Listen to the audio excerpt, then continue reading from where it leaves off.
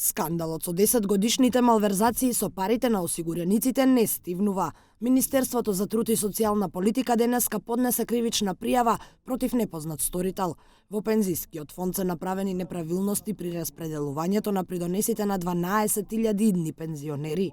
Наместо во вториот столб, придонесите на дел од граѓаните во вредност од 19 милиони евра останале во првиот државен столб, со што им еускратено правото на повисока пензија.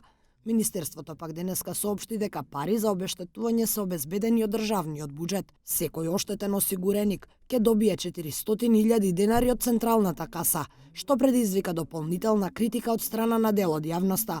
И додека министерката бара истрага за непознат сторител, од партијата на села прстот го вперија кон директорите на ДУИ и Сенија Купи и Беким Незири, како и актуелниот Шаиб Зендели.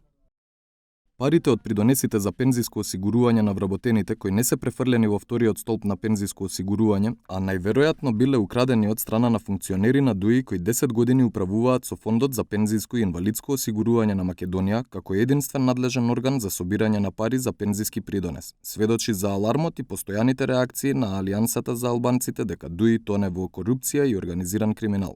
Велат од Алијансата, министерот за финансии се огради од аферата, рече дека тоа е во надлежност на министерката Царовска, а буџетот за годинава е подготвен според барањата на институциите.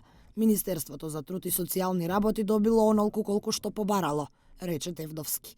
Во изминатите 10 години, колку што траеле малверзациите, молчале и ПИОМ и МАПАС. Агенцијата за супервизија на капитално-финансиско пензиско осигурување соопшти дека ќе ги информира членовите во пензискиот систем за нивната распределба во соодветните пензиски фондови и за средствата што ќе им бидат пренесени на нивните индивидуални сметки, вклучувајќи го и надоместокот за ненавремена исплата. Исто така МАПАС соопшти дека ќе соработува со институциите во расветлувањето на скандалот без да дадат објаснување зошто 10 години не кажале ниту збор. Инаку, ова е прв пат министерката за труд и социјална политика да преземе иницијатива околу расчистување на сомнителни криминални состојби. Досега, за сите сомнежи, министерката велеше дека не е истражен орган.